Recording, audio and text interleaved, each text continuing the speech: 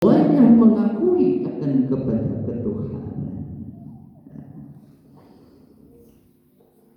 Kenapa demikian? Karena memang ada satu titik ketuhanan di seluruh pada diri kita semua manusia. Itu ketika kita terjadi sesuatu yang kita nggak mampu sama sekali, kita akan minta tolong kepada Allah cuma dengan cara masing-masing. Tapi tauhid uluhiyah inilah yang sulit. La ilaha illallah Muhammadur Rasulullah. Pelajaran kita, pengajian kita memang singkat. Sekarang tinggal mungkin 1,5 jam lagi. Awal bulan yang lalu kita taklim mulai, dan jamaahnya enggak sebanyak ini. Kita awali taklim kita dengan apa? Bapak Jarod kesini, Pak Kadus. Pak Kadus hadir kan bulan lalu? Hadir.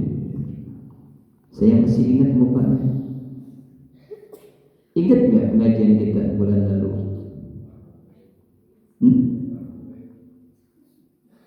Kenapa? Oh, iya, saya tuh di sini anginnya kencang. Begitu bubar pulang ketiup angin, hilang kabel dah. Jadi bar OB. Ya, percaya satu tuh, bar OB. Bubar pokok kabel. Betul.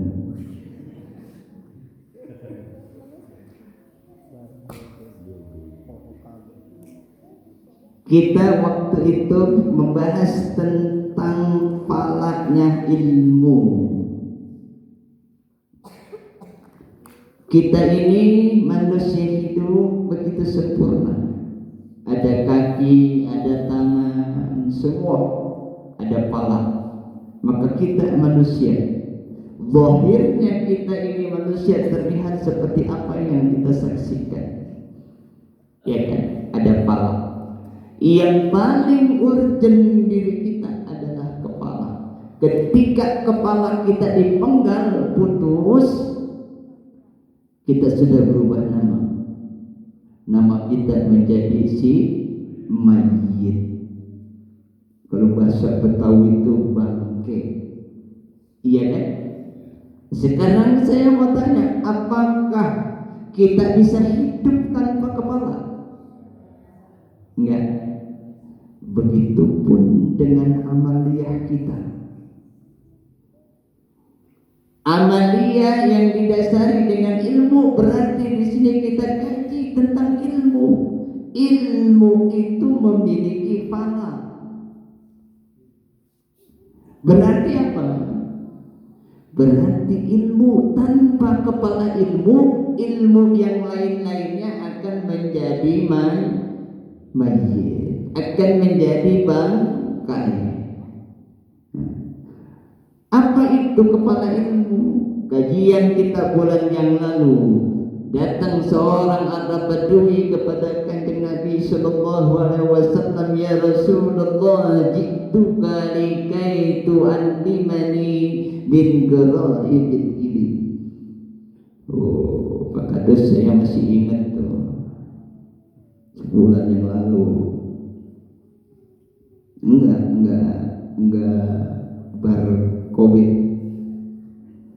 berkobe ya, enggak berkobe, enggak. Ya Rasulullah, saya datang kepada engkau dengan harapan engkau wahai Rasul mengajarkan ilmu pamungkas, ilmu puncak. Kanjeng Nabi bilang, ma fa'atta li ra'sil ilmi, apa yang sudah engkau lakukan untuk palanya ilmu. Ya Rasulullah, wahai Rasulullah, wa ma ra'sul ilm, apa itu palanya ilmu? Jawab Kanjeng Nabi, hal arab, apakah engkau kenal Tuhan? Engkau kenal Gusti Allah? Qala na'am, ya saya kenal ya Rasul. Wa ma fa'alta, apa yang engkau kerjakan untuknya? Hak-haknya sudah kau berikan belum? Qala masya Allah, apa yang Allah kehendaki, yang Allah perintahkan sudah saya kerjakan ya Rasul. Lalu pertanyaan kedua, penjelasan pertanyaan Kanjeng Nabi kedua, hal araftal maut, apakah engkau kenal dengan kematian? Tahu hakikat kematian? Qala, dia menjawab, qala na'am ya Rasul, apa yang sudah engkau persiapkan untuk kematian? Artinya apa? Fala ilmu adalah mengenal Gusti Allah dan mengenal kepada kematian. Saya mau tanya, apakah Gus yakin bakal meninggal? Yakin. Ibu-ibu yakin bakal meninggal dunia teh? Yakin? Yakin pisan gitu? Yakin. Sadayana kalau ditanya itu yakin akan maut, semuanya pasti jawab yakin. Tapi kenyataannya, perbuatan kita yang kita bilang kita yakin kepada kematian tidak menunjukkan yakin akan mati. Betul? Benar begitu? Apalagi badan lagi sehat, Pak Kadus habis dapat bisnis jadi nyaloin tanah, calo tanah dapat keuntungan 2 miliar. Bikin rumah 500 juta, bagus, baru kawin lagi 500 juta. Kira-kira Pak Kadus inget nggak sama maut? Maut, kata Pak Kadus. Bahkan apa? Pak Kadus bilang, ya Allah hidupkan hamba 1000 tahun lagi. Iya kan? Paling kencang 1000. Jangan-jangan ngalamin, punya pengalaman pribadi. Itu fakta kenyataan yang masing-masing kita alami. Kenapa demikian? Karena hijab kolbu kita terlalu tebal dan kita nggak mau berusaha membuka tirai-tirai yang 70.000 menutup kolbu kita, hingga yang terlihat pada kita apa yang dipandang oleh mata zahir kita, maka yang ada di dalam pikiran kita apa yang dilihat oleh mata zahir kita. Yang kita lihat materi, uang, harta, jabatan, hanya cuma sebatas itu. Ini karena kita tidak mengenal hakikat kematian, dan keyakinan kita masih keyakinan yang abu-abu. Kenapa? Karena kita tidak mau belajar, tidak mau mencari tahu tentang itu. Ini kita bicara kematian, belum kita bicara tentang Allah Subhanahu wa Ta'ala. Saya mau tanya, Pak Kadus yakin akan ketemu dengan Gusti Allah? Yakin? Yakin. Ibu-ibu yakin? Yakin semua? Ibu-ibu yakin ada kehidupan setelah kematian? Abdi mau tanya, kira-kira mau bertemu dengan Gusti Allah udah nyiapin apa? Bingung, minta. Ibu hidup di alam dunia paling banter kita rata-rata 63 tahun, 70 tahun, 80 tahun. Di atas itu jarang sekali. Kalau Pak Kadus sekarang sudah 65, udah lewat tuh dari Kanjeng Nabi, bonus ada 2 tahun. Apakah 65 tahun 2 hari? Kalau 65 tahun 2 hari berarti Pak Kadus 2 poin dari.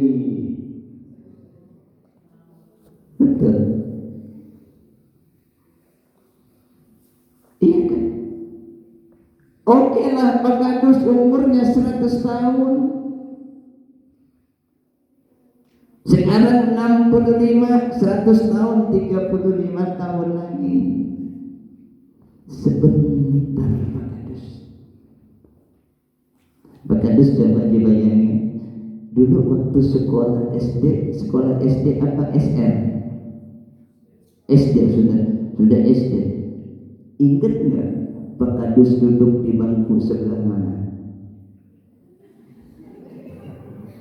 Ingat masih? Bener ingat? Berapa tahun yang lalu itu?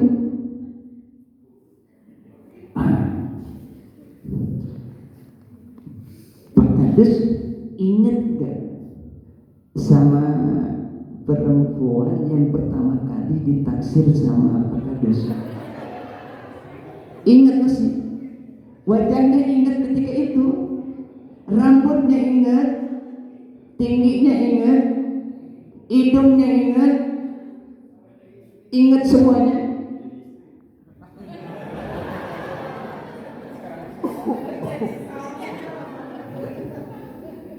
Saya mau tanya, sudah berapa tahun Pak Kadus? Enggak ingat sama perempuan yang pertama kali ditaksir? Bohong. 50 tahun lebih, 30 tahun.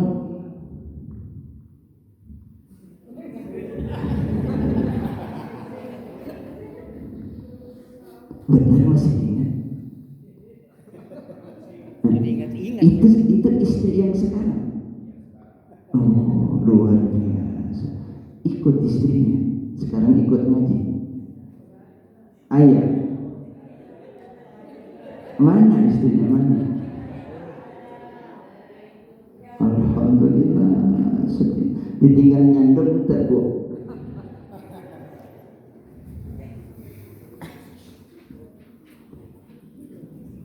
Tuh, ingat. SD masih ingat, padahal 50 tahun yang lalu. Istri saat kita taksir di awal masih ingat kata Pak Kadus. Alisnya, hidungnya, rambutnya, semuanya ingat. Sampai Pak Kadus malu-malu, Neng, aak boboh pisan Kak Neng. Ingat enggak? Ingat pasti.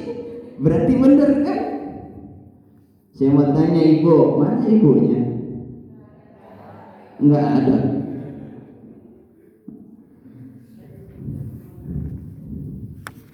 Yuk kita lihat Pak Kadus. 50 yang tahun seakan-akan baru kemarin. Betul. Melihat wajah istri sekarang 30 tahun yang lalu baru kemarin. Kenapa? Masih ada di pelupuk mata kita. Itulah waktu sedemikian singkat semua. Dan secara jujur kita akui semua kelakuan kita ingat Pak kita di semua. Makanya kita bisa menghitung berapa banyak perbuatan taat kita kepada Allah, kebaikan kita yang kita tanamkan kepada orang lain, datang keburukan kita dan kemaksiatan kita kepada Gusti Allah. Ada semua Pak di sini terbayang sama kita semua. Itu kayak baru kemarin. Kalau Pak Kadus 1 tahun lagi, kalau sekarang 65 berarti 35. Berarti saya mau tanya, sebentar apa lama? Sebentar bisa, sebentar Bu. Tahu-tahu beliau sudah 60 tahun lebih. Ibu-ibu sudah 45, sudah 50. Gak kerasa. Begitu singkatnya itu waktu yang telah kita lalui.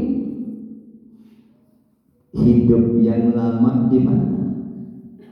Di alam kubur.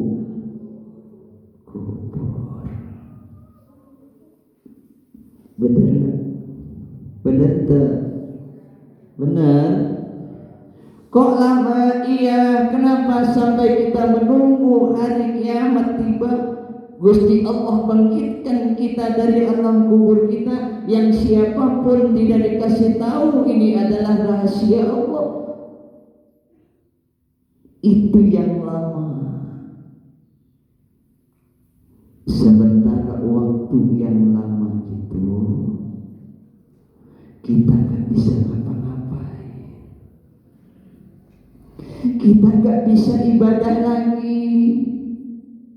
Kita gak bisa taat lagi kepada Gusti Allah. Kita gak bisa sujud lagi, gak bisa sholat lagi, gak bisa puasa lagi, gak bisa berzikir lagi, gak bisa amalan-amalan seperti kita di alam dunia. Padahal ini perjalanan begitu panjang yang siapapun tidak ada yang tahu sampai kapan. Sementara tugas kita di alam dunia yang sebentar ini adalah mengumpulkan bekal-bekal yang ada di alam barzakh.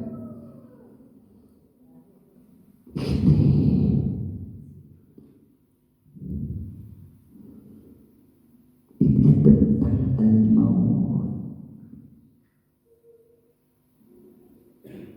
Saya nggak bahas tentang mengenal Gusti Allah dulu, maut dulu dah. Kita ke maut dulu nih.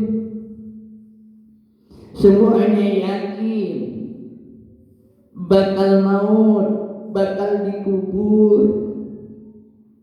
Istri yang cinta sama kita, Pak Kadus nggak mau nemenin kita di alam kubur.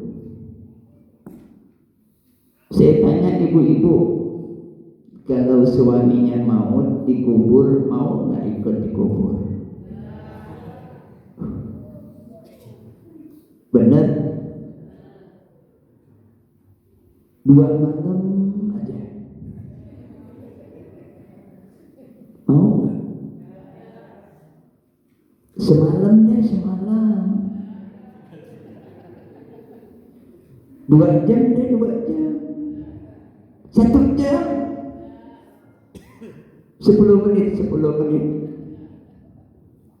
Tuh Pak Kadus, bapak-bapak, kaum laki-laki yang katanya cintanya setengah mati, yang cinta mati kepada bapak-bapak. Pak Kadus maut, Pak Kadus meninggal dunia, itu istri 10 menit aja nggak mau nemenin Pak Kadus. Begitupun sebaliknya. Pak Kadus istri meninggal mau nggak nemenin? Nggak usah Bu, nggak usah nemenin di kuburan. Itu suami yang meninggal dunia, suami ibu meninggal dunia nih, nggak dikubur, ditaruh di samping ibu, tidur tempat tidur bareng gitu. Tidur aja, tidur seperti masih hidup, tidur berdua ditaruh situ. Jangan lama-lama, seminggu aja.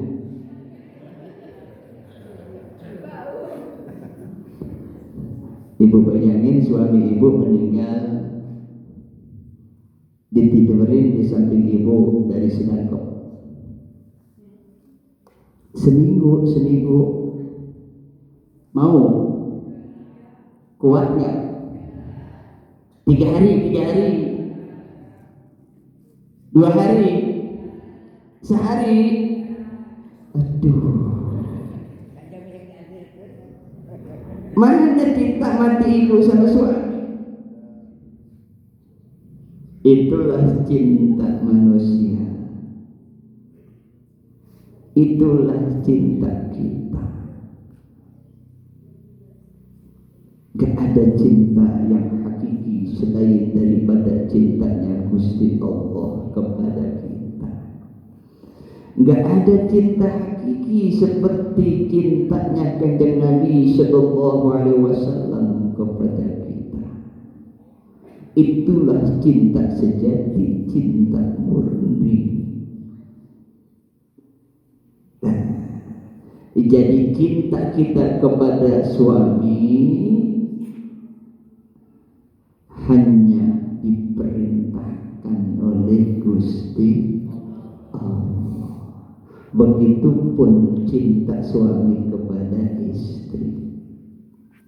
Betul kan? Iya, memang begitu. Nah, ini kita bicara tentang maut, tentang kematian. Saya cerita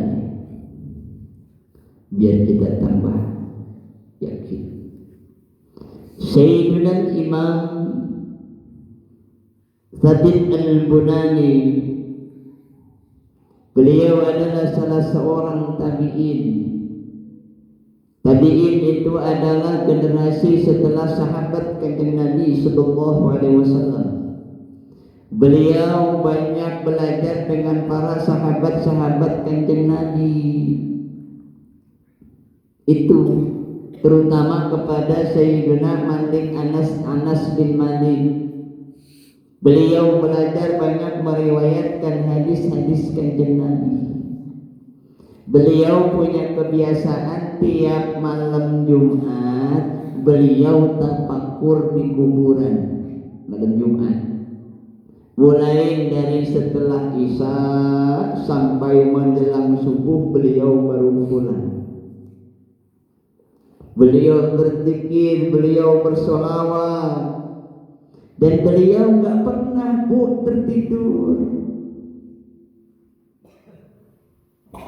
Tapi suatu malam beliau tertidur, faro'a fi manami, kemudian dia melihat di dalam mimpinya. Apa yang beliau lihat? Beliau melihat sekelompok orang-orang yang sedang berpesta pora, mendapatkan kesenangan di tangannya nampan-nampan yang berisi hidangan-hidangan surga, buah-buahan yang segar-segar dan makanan yang nikmat-nikmat itu masing-masing nampan. Wajah mereka berseri-seri, pakaian mereka bagus-bagus, di atas kepala mereka dipasangkan mahkota-mahkota. Mereka kembali setelah mengambil hidangan sambil bersenang hati. Tapi ada satu pemuda yang beliau lihat, wajahnya lusuh, muram, sedih, pakaiannya bukan main pakaian ahli neraka. Beliau si pemuda itu menangis berseduh-seduh. Dihampirilah oleh Imam Thabit Al-Bunani rahimahullah ta'ala. Kemudian beliau bertanya, ya fata, man anta, wahai pemuda, kamu ini siapa? Baina haulai, engkau berada di tengah-tengah mereka. Wajadul ma'idata, mereka mendapatkan hidangan yang begitu nikmat. Warajau, dan mereka kembali masrurin, dalam keadaan gembira, senang sekali. Tapi wa inta dan engkau wahai pemuda, la yati laka ma'idah, kamu enggak dapat hidangan, kamu enggak dapat makanan. Wa raja'ata, dan engkau kembali dalam keadaan mahzunan, dalam keadaan sedih, ayisan minal maidah, putus asa karena enggak mendapatkan makanan, enggak mendapatkan hidangan. Si pemuda itu menjawab, ya imamal muslimin, sambil menangis, wahai pemimpin orang-orang Islam, wahai imam, wahai imam, wahai imam, mereka itu wahai imam, lahum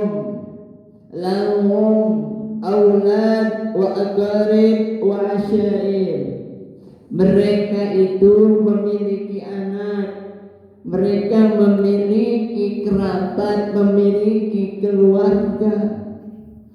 Mereka, keluarga mereka itu mengingat, menyebut-nyebut nama mereka dengan doa, dengan perbuatan baik, dan dengan bersedekah mengatasnamakan mereka. Yasidu minhum, sampailah apa yang disedekahkan oleh keluarga, anak mereka, saudara-saudara mereka kepada mereka, maka mereka mendapatkan keberkahan dari Allah.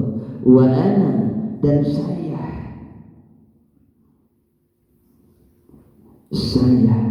ini ada gharibun bainahum, saya asing di antara mereka. Maka nanti aku gak punya keluarga, aku gak punya anak, aku gak punya kerabat, sehingga apa? Lam yakun lidzakiran, gak ada yang nyebut-nyebut kepadaku tentang kebaikan-kebaikanku, gak ada. Aku wahai imam cuma punya ibuku janda, kemudian kawin lagi, setelah punya suami baru, ibuku lupa sama aku, gak pernah kirim Fatihah, apalagi bersedekah mengatasnamakan untukku. Ini keadaan di alam barzah.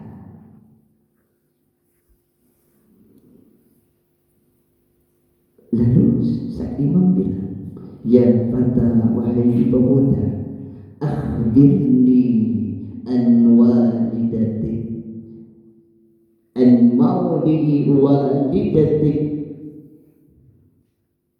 kasih tahu saya tentang ibumu, kasih tahu saya tentang rumah ibumu ada di mana,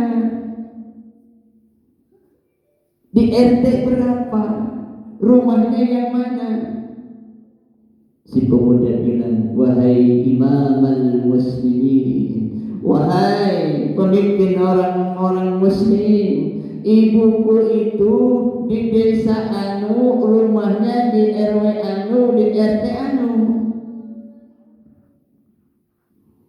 Fa in lam tusaddiqka, jika ibuku tidak mempercayai apa yang kau katakan kepada ibuku, fakullaha, katakan kepada ibuku, inna fi jaybi, hai ibu, di kantong bajumu ada uang 100 miskol, uang perak, min fiddah.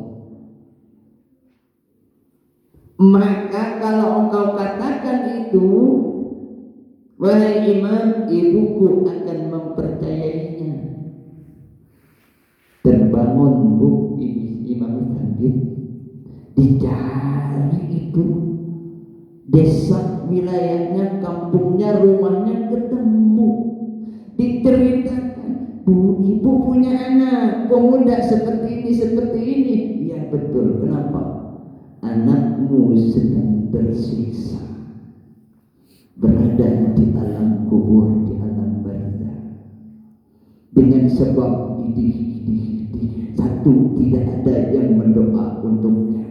Kedua, tidak ada yang menyebut-nyebut kebaikannya ketika hidup. Yang ketiga, tidak ada yang bersedekah mengatasnamakannya. Si ibu gak percaya, gak mungkin kamu tahu. Kalau ibu gak percaya, kata anak ibu, di salah satu baju ibu ada uang 100 miskol uang perak.